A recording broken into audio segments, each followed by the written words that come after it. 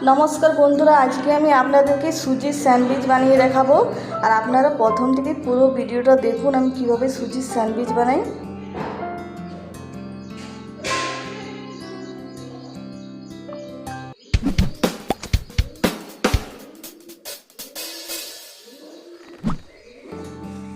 আর প্রথমে আমি এই বাটিতে মাপ করে দেখুন এক বাটি নিয়েছি সুজি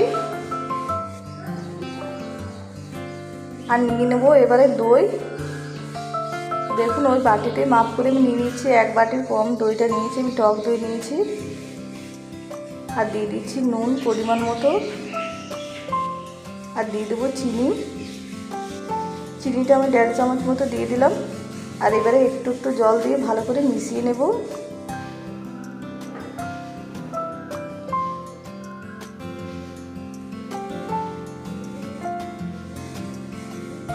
আর দেখুন ভালো করে মেশানো হয়ে গেছে। এবারে এটা আমি 5 মিনিটের জন্য ঢাকা দিয়ে রেখে দেবো। 5 মিনিট পর ঢাকাটা খুলে নিলাম।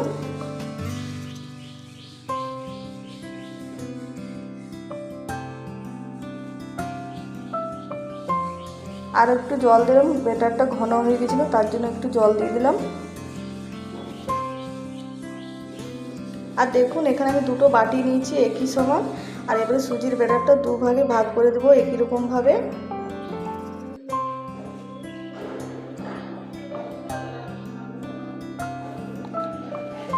আর দেখুন দুভাগে ভাগ করা হয়ে গেছে। এক বাটি ব্যাটারটা আমি নিয়ে নিলাম ওই বাটির মধ্যে।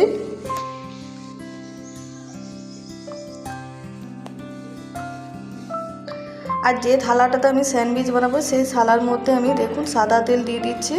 আর ভালো করে সাদা তেলটা থালার চারিদিকে লাগিয়ে দেবো।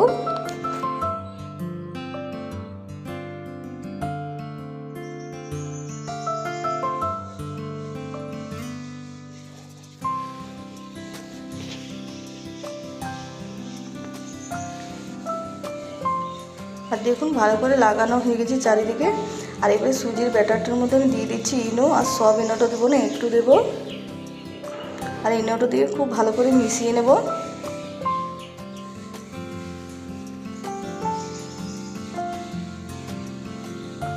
আর ভালো করে মেশানো হয়ে গেছে। এবারে থালার মধ্যে দিয়ে দিচ্ছি। আর ইনো দিয়ে রাখা চলবে না বন্ধুরা, সঙ্গে সঙ্গে দিয়ে দিতে হবে, তাহলে ভালো হবে। আর থালার মধ্যে দিয়ে দিচ্ছি, ভালো করে সেট করে নিলাম। আর আমি আগে থেকে কড়াই জল গরম হতে বসিয়ে দিয়েছি আর দিয়ে দিলাম একটা স্ট্যান্ড। আর এবারে বসিয়ে দিলাম থালাটা। আর এবারে ঢাকা দিয়ে দেবো। আর এদিকে আমি স্যান্ডউইচের পুর বানিয়ে নেব। দেখুন তার জন্য আমি 5টা নিয়েছি আলু সেদ্ধ। আর আলুটা এবারে ভালো করে ম্যাশ করে নেব।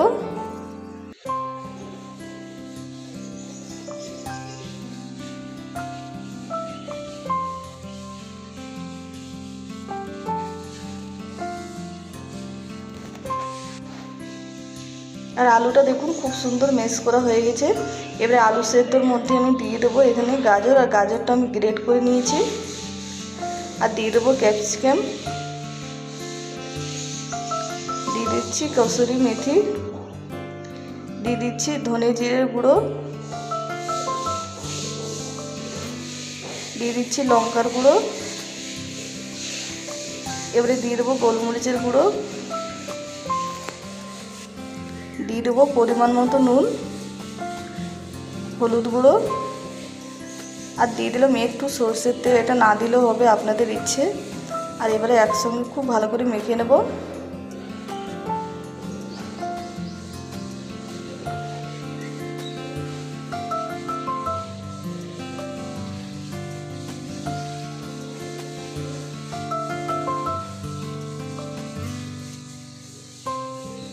আর আলুটা দেখুন খুব সুন্দর মাখানো হয়ে গেছে। আর এবারে আমি ঢাকাটা খুলে নিচ্ছি। আমি 5 মিনিট পর ঢাকাটা খুলে নিলাম। আর দেখুন হাতে একটুকু লাগেনি, তো সেই সময় নামিয়ে নিতে হবে। আর এবারে আলুর পুরটা আমি দিয়ে দিচ্ছি। দেখুন আলুর পুরটা দিয়ে ভালো করে চারিদিকে লাগিয়ে দেব।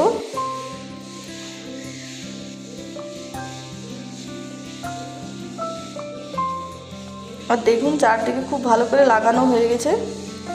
এবারে আরেক বাটি সুজির ব্যাটারটা দেখুন ওই বাটির মধ্যে ঢেলে নিচ্ছি।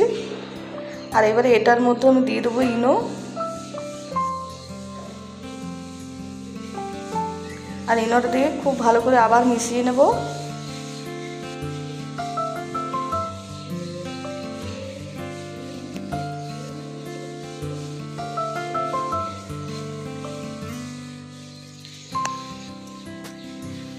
আর এবারে সুজির ব্যাটারটা দেখুন আলুর পুরের উপর দিয়ে দিচ্ছি আমি এইভাবে চারিদিকে খুব ভালো করে দিয়ে দেবো।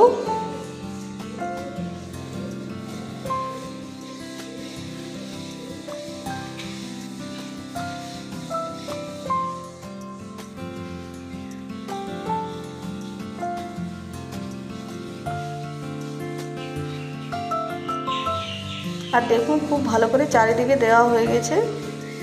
এবার আবার এটা আমি বসিয়ে দিয়েছি স্ট্যান্ডের উপর। এটা আবার আমি 15 থেকে 20 মিনিট লাগবে হতে। আমি 15-20 মিনিট পর ফিরে আসবো আপনাদের কাছে।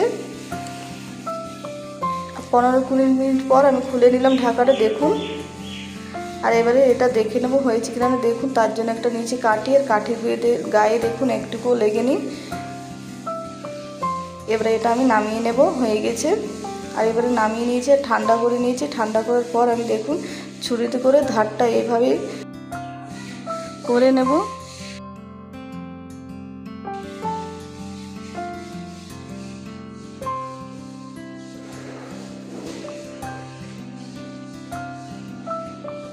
আর একটা আমি থালা নিয়েছি, থালার মধ্যে দেখুন এইভাবে আমি একটু ঠুকে দেবো। আর দেখুন কত সুন্দর বের হয়ে গেল।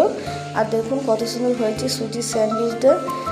দেখতে যতটা সুন্দর হয়েছে খেতেও ততটা ভালো হয়েছিল। আপনারা নিজেদের ইচ্ছে অনুযায়ী কেটে নেবেন, যেমন ইচ্ছে কাটতে। আর আমি স্যান্ডউইচের মতনই কেটে নেব। আর এটা বানাতে খুবই সহজ, যে কেউ বানাতে পারবেন। এটা খুবই হেলদি খাবার, কোনো তেল ইউজ হয়নি। দেখলেন তো কত সুন্দর। আর বাচ্চাদের স্কুলে টিফিনও দিতে পারেন, কিংবা সকালে জলখাবারও বানাতে পারেন বন্ধুরা। আর আমার ভিডিওটা পছন্দ হলে লাইক, শেয়ার, কমেন্ট করবেন।